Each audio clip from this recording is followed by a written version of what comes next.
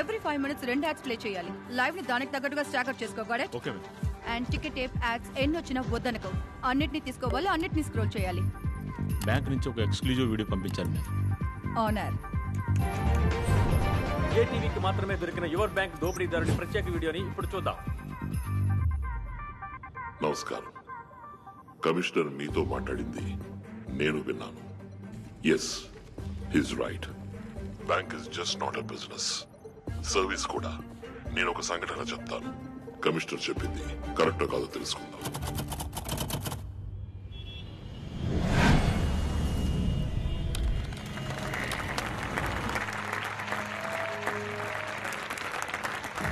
Credit cards, insurance, PL, mediclaim, mutual funds, ఎఫ్డీస్లలో ఎక్కువ customers ని పట్టి టార్గెట్ అచీవ్ చేసి ఈ సంవత్సరం best employee of the year award అందుకోబోతున్నది Solomon Marripalem branch, Rishi Huda colony branch, Shahrukh and Vishal MVP branch. వీళ్ళందరూ 5 days గోవా ట్రిప్ ని గెలుచుకున్నారు. Give them a big hand.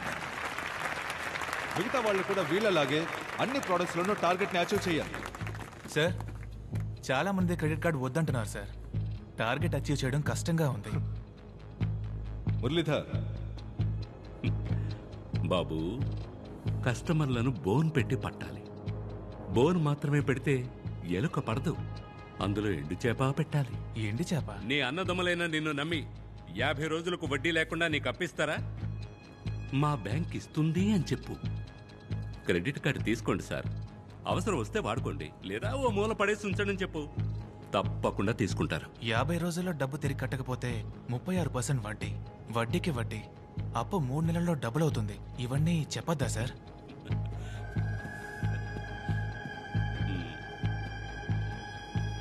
ఈ టై ఎందుకు కట్టుకోమంటావో తెలుసా? డీసెంట్ గా ఉంటుందని కాదు, పొరపాటును కూడా నిజం బయటకు రాకుండా ఉండడానికి. అబద్ధం చెప్పాలా సార్? మనం అబద్ధం చెప్పట్లేదే బాబు, జస్ట్ నిజాన్ని దాస్తున్నాం అంతే. తప్పు కాదా సార్? తప్పు కాదనుకుంటే జీతం తీసుకోవచ్చు. సి, నువ్వు చేస్తే నీ కుటుంబాన్ని ఎవరు కాపాడతారు? ఇన్సూరెన్స్ చేయమని మనం అడుగుతున్నప్పుడు ఇంకొక మనిషి వచ్చి కాపాడతాడనే పరిస్థితి వచ్చేంత వరకు మనం ఇన్సూరెన్స్ ని విక్రయించవచ్చు.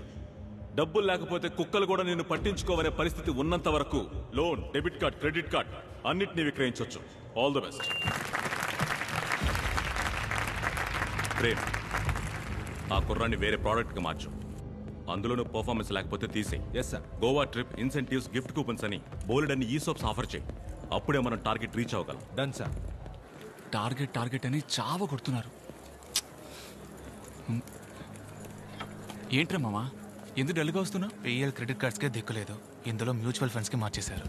అవన్నీ అప్పర్ మిడిల్ క్లాస్ వాళ్ళవి కదరా. మన బ్యాంక్ లో ఎవరెవరి అకౌంట్ లో డబ్బు ఉందో లిస్ట్ ఇచ్చారు. అయితే ఇంకేం మామా, లిస్ట్ లో ఉన్న వాళ్ళతో మాట్లాడు. Next year best employee award మనం తీసుకుందాం. గోవా టూర్ కి మనం వెళ్దాం. నమస్తే సార్, నేను రిలే మ్యూచువల్ ఫండ్ నుంచి మాట్లాడుతున్నాను. నేను చెప్పే మ్యూచువల్ ఫండ్ లో మీ డబ్బును ఇన్వెస్ట్ చేశారంటే 4 ఏళ్లలో మీ డబ్బు రెట్టింపు అవుతుంది. రిటర్న్స్ 25% వరకు ఉంటుంది సార్. రెట్టింపు అవుతుంది. మీరు ధైర్యంగా ఇన్వెస్ట్ చేసి కాలు మీద కాలు వేసుకొని కూర్చోండి. ఈ ఇయర్ బెస్ట్ ఎంప్లాయీ అవార్డు అందుకోబోయేది మిస్టర్ కవిన్, సీతమదార బ్రాంచ్.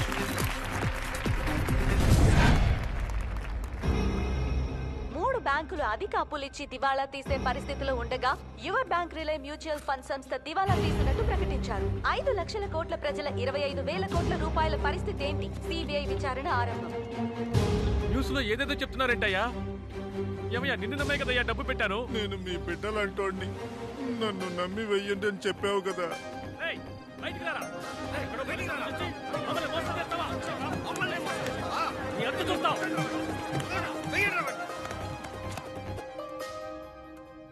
అవేం పట్టించుకోకుండా నీ పనేంటో నువ్వు చూసుకో. ఏంటి సార్ ఇంత తేలిగా చెప్తున్నారు? మన బ్యాంక్ జస్ట్ మ్యూచువల్ ఫండ్స్ లో పెట్టుబడి పెట్టమని రికమెండ్ చేసింది. మ్యూచువల్ ఫండ్స్ వాడు షేర్ మార్కెట్లో పెట్టాడు, లాస్ అయింది. మనమేం చేయగలం? వెళ్ళు బాబు, నీకు ఇవన్నీ అర్థం కావు.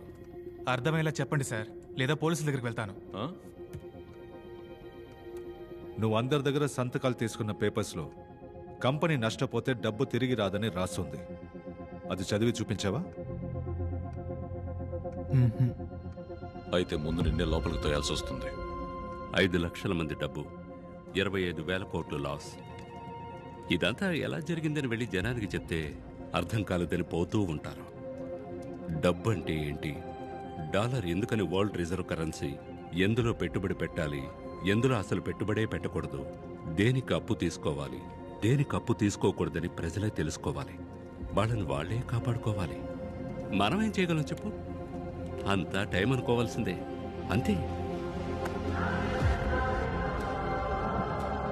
నేను మీ బిడ్డలంటోండి, నన్ను నమ్మి వెయ్యండి అని చెప్పావు కదా.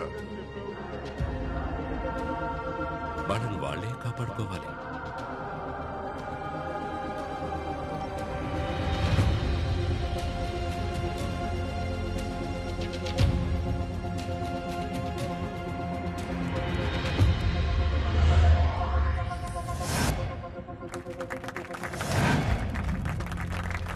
Welcome Krish. Thank you Sam. Krish, welcome to Vizag. Thank you, thank you.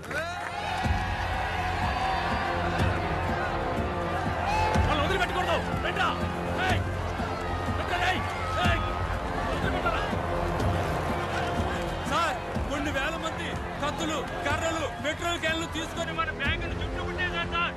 పోలీసులు వచ్చే వరకు అప్పుడు కష్టమేమో సార్. ఆ డబ్బుని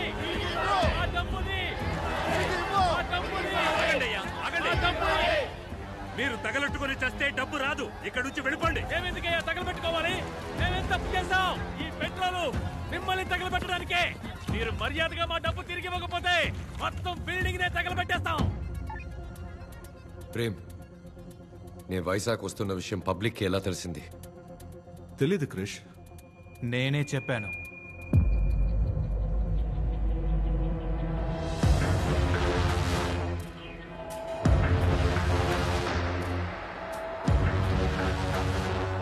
ఈ రోజు మీరు డబ్బు తిరిగి ఇవ్వకపోతే ఇక్కడి నుంచి ఒక్కరు కూడా ప్రాణాలతో బయటికి వెళ్ళలేరు.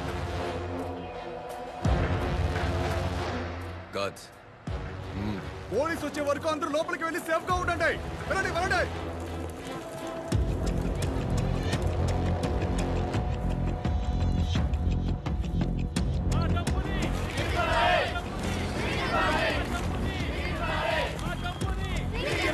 తప్పకుండా, తప్పకుండా. కోర్టులో కేసు జరుగుతుంది. అది పూర్తయ్యాక మీ డబ్బు మీకు అందుతుంది. మేము చచ్చిన తర్వాతే ఆ కేసు పూర్తవుతుంది. కడుపు కట్టుకుని ఎన్నో అవమానాలు పడి ₹1 సంపాదిస్తున్నాం. మమ్మల్ని ఇలా మోసం చేయడం న్యాయమా సార్? బ్రతకడం కోసం చచ్చేంతగా కష్టపడుతున్నాం. మా డబ్బుని ఎలాగైనా ఇప్పించేయండి సార్. తమ్ముడు, ఇది ఫినాన్షియల్ క్రైమ్. నువ్వు, నీ బాబు, గవర్నమెంటే తలుచుకున్నా కూడా నా దగ్గర నుంచి ₹1 కూడా వసూలు చేయలేరు. సార్, డబ్బు తిరిగిచ్చేయండి. ఈ స్కామ్ మీరే చేశారనడానికి నా దగ్గర అన్ని ఆధారాలు ఉన్నాయి. వాటిని గనక ప్రెస్కిచ్చానంటే మీరు బయటికి కూడా వెళ్ళలేరు. అందరూ కలిసి చెప్పుతో కొడతారు. అలాగా?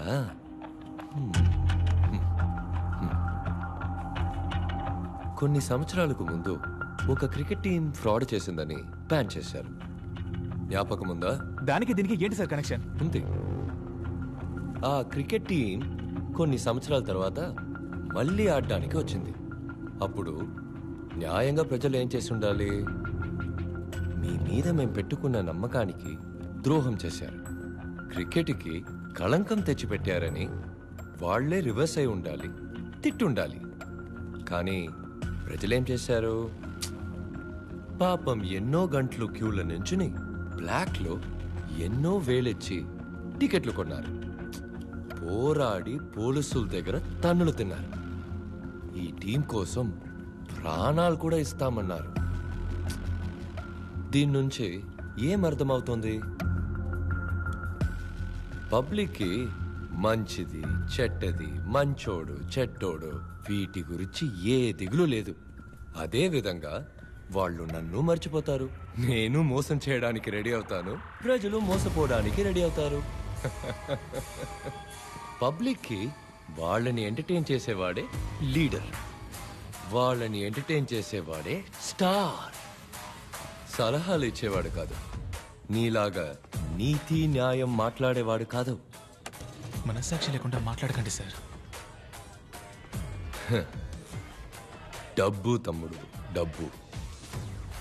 ఒక అబద్ధాన్ని ప్రజలు నమ్మారంటే దాన్ని వ్యాపారస్తులు ఉత్పత్తి చేయడం మొదలు పెడతారు. నన్నేం చేయమంటావు? నేను వ్యాపారస్తుడినే. ప్రజల్ని నిజాన్ని వెతకమను, మంచి వాళ్ళని సెలెక్ట్ చేయమను. అంతవరకు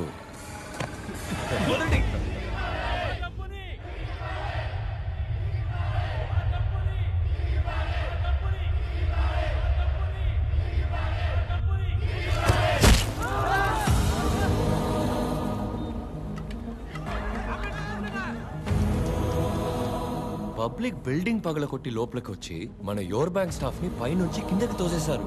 మీ ఫ్రెండ్ ఏసీ ఇంకా ఏం చేస్తున్నారు? లాఠీ చార్జ్!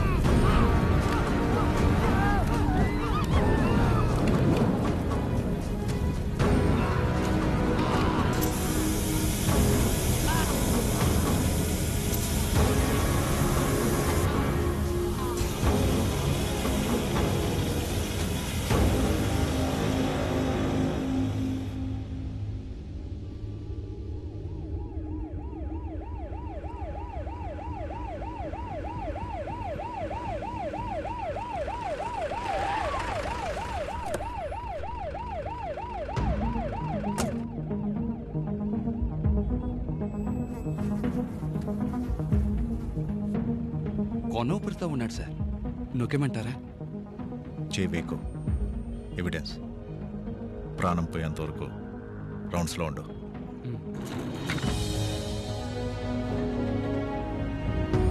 ఏడు అంతస్తు నుంచి పడిన చావరా నువ్వు.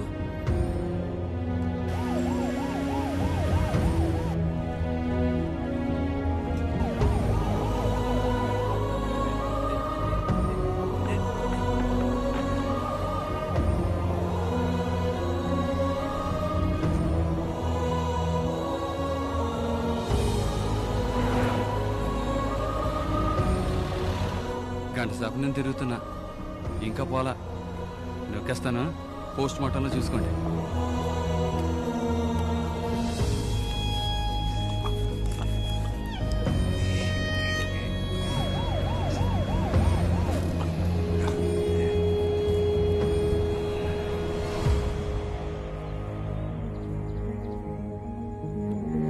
నేనేసి మాట్లాడుతున్నాను.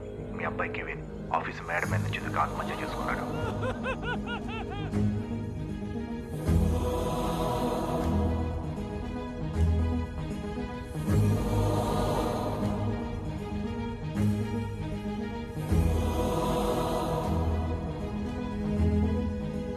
యువర్ బ్యాంక్ రిలే మ్యూచువల్ ఫండ్ కంపెనీ వ్యాపారంలో నష్టం ఏర్పడి దివాలా తీసినందువల్ల దాని మీద నేరపత్రిక దాఖలు చేయడానికి ఎటువంటి ఆధారాలు లేవని పోలీస్ శాఖ న్యాయస్థానంలో తెలిపింది.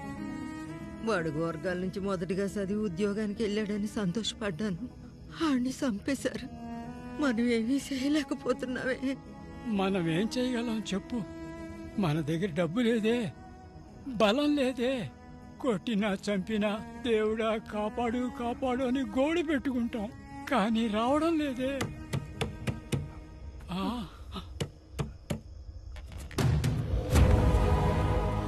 ఆయన పిలిచింది దేవుణ్ణి, కానీ దేవుడు పంపింది డెవిల్ని. కవినాశ ప్రజలు మోసపోయిన డబ్బుని వాళ్ళకి తిరిగి ఇప్పించడమే. సో ఆ 25,000 కోట్లు ఎక్కడున్నాయని చైర్మన్ ని లైవ్ గా ఎంక్వైరీ చేయడం. కమిషనర్ సార్, ప్రెస్ తో పాటు ఆంటోనీని కూడా లోపలికి పంపించండి.